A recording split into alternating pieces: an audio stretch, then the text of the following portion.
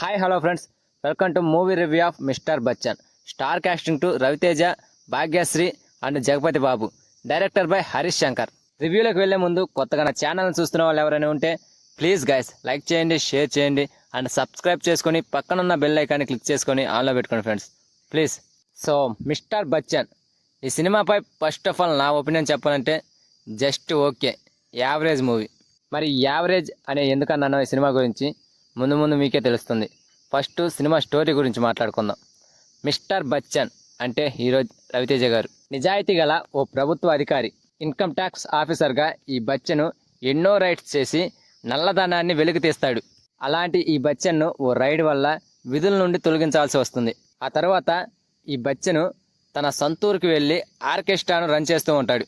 ఊర్లో జిక్కి అంటే హీరోయిన్ భాగ్యశ్రీని చూసి ప్రేమలో పడతాడు.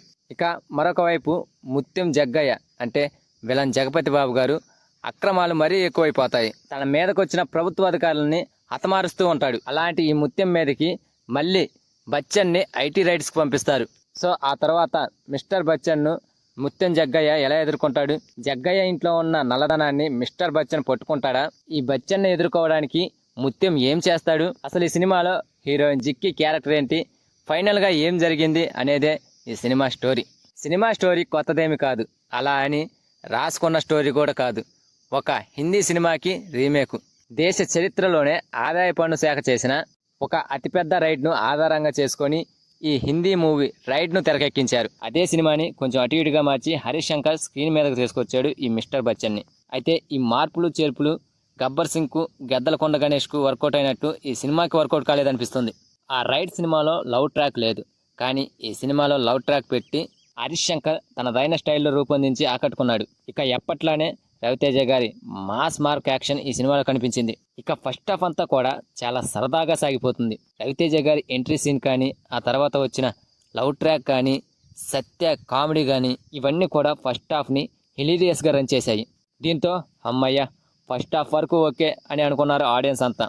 ఇక ఆ తర్వాత సినిమా స్టోరీని మలుపు తిప్పడానికి వచ్చిన ఇంటర్వెల్ సీను జస్ట్ ఓకే అనిపిస్తుంది. ఇక ఆ తర్వాత వస్తుందయ్యే సెకండ్ హాఫ్ అస్సలు ఆకట్టుకోలేకపోయింది. ఒక ట్విస్ట్ ఉండదు, సాగదీసినట్లు అనిపిస్తుంది అండ్ ఊహించిన సన్నివేశాలే వస్తుంటాయి. ఏదో పాత చింతకాయ పచ్చల్లానే అనిపిస్తుంది సెకండ్ హాఫ్ అంతా. సెకండ్ హాఫ్లో హరీష్ శంకర్ పూర్తిగా డేలా పడిపోయాడు. సెకండ్ హాఫ్లో ఏదైనా ప్లస్ పాయింట్ ఉంది అంటే బోర్ కొడుతుందిరా అనే సమయంలో హీరోయిన్ దించడం ప్లస్ అయింది. సెకండ్ హాఫ్ హీరోయిన్ గ్లామర్తో ఆకట్టుకుంది. ఇక దానికి మించి సెకండ్ హాఫ్లో ప్లస్ పాయింట్ అని చెప్పుకోవడానికి ఏమీ లేదు. ఇక అదీ కాకుండా సెకండ్ హాఫ్లో వచ్చే మాస్ సాంగ్స్ కాస్త ఊపునిస్తుంది.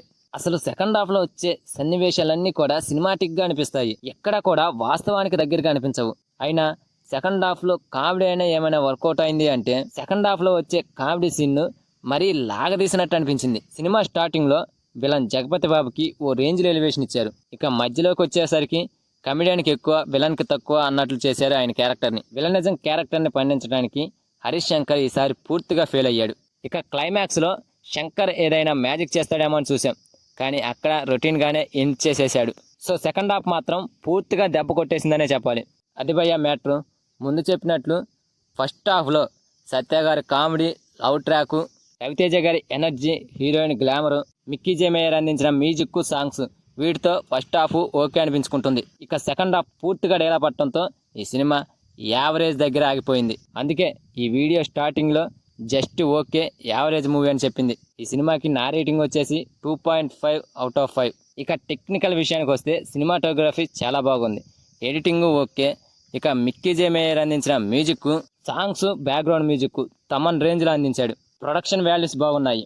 ఇక నటీనటుల పర్ఫార్మెన్స్ విషయానికి వస్తే హీరో రవితేజ గారు మంచి ఎనర్జీతో ఎప్పట్లానే చేశాడు. ఇక కొత్తగా వచ్చిన హీరోయిన్ భాగ్యశ్రీ గురించి చెప్పాలంటే ఆమె చాలా చక్కగా నటించింది. గ్లామర్లో మాత్రం ఈ సినిమాలో కుర్రకారిని ఓ ఊపు ఊపేసిందనే చెప్పాలి. గుర్తుండిపోయే క్యారెక్టర్ మాత్రం ఏం కాదు, కానీ ఓకే అనిపిస్తుంది. ఇక ఆ నెక్స్ట్ కమెడియన్ సత్య ఫస్ట్ హాఫ్కి సగం బలం ఈయనే.